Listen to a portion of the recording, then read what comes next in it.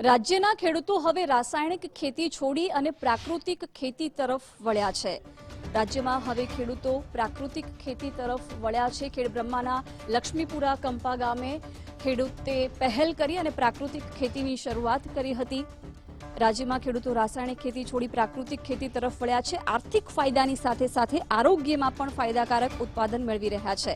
ત્યારે ખેડબ્રહ્મા તાલુકાનું લક્ષ્મીપુરા કંપા ગામે છેલ્લા 11 વર્ષથી વિનોદભાઈ ઘઉં, મગફળી, કપાસ, શાકભાજી, ટામેટા સહિતનું વાવેતર કરી રહ્યા છે। ગાય આધારિત એટલે કે જીવામૃત થકી લોકોને શુદ્ધ અને સાત્વિક પાક આપી રહ્યા છે।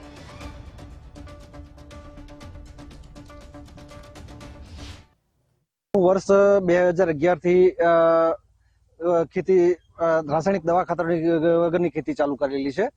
એને લગભગ આજે સમજો ને 15 થી 16 વર્ષ થવાયા છે। શરૂઆતમાં મેં ધીમે ધીમે રાસાયણિક દવા ખાતરને બિલકુલ છોડી દીધા। ધીમે ધીમે પછી ઓર્ગેનિક ઉપર લીધું। ઓર્ગેનિક ખેતીમાં થોડોક ખર્ચ થોડોક વધતો હતો, એટલા માટે ઓર્ગેનિક ખેતી પણ છોડી અને બિલકુલ પ્રાકૃતિક ખેતી ઉપર આવી ગયો। જે પ્રાકૃતિક ખેતીના સિદ્ધાંતો નિયમો છે એને અનુસરીને અને બીજા ઘરગથ્થુ જે નુસ્ખા છે એ પણ અપનાવું છું।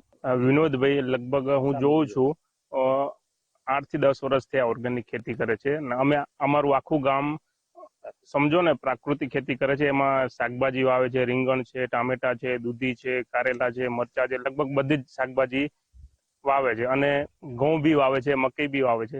આખું ગામ અમારે સમજો ને અહીંયાથી જ બધો લઈ જાય છે અને શાકભાજીમાં આ ખાઈએ છો તો એની મીઠાશ ને એની જે ગુણવત્તા છે સારી છે। બજારમાંથી લગભગ કોઈ લેતું નથી, બધા આખા ગામના મિત્રો બધા અહીંયાથી જ લઈ જાય। વિનોદભાઈ પ્રાકૃતિક ખેતી કરે છે એ બહુ સારું કામ છે અને એમને જોઈને પણ અમને આ પ્રાકૃતિક ખેતી કરવાનો વિચાર આવેલો છે અને આ ખેતી કરવાથી લોકોને જે કેન્સરના રોગ થાય છે એક રોગ પણ પ્રાકૃતિક ખેતીથી રોગ થવાનું પણ કારણ બિલકુલ ઓછું થઈ જાય છે અને આ એકદમ સારી વસ્તુ છે જે પ્રાકૃતિક ખેતી અત્યારે સરકાર પણ આના પર પૂરેપૂરો ભાર આપી રહી છે કે ભાઈ ખેડૂતો પ્રાકૃતિક ખેતી તરફ વળે અને રોગનું જે પ્રમાણ અત્યારે વધી રહ્યું છે પણ એ રોગનું પ્રમાણ પણ ઘટે।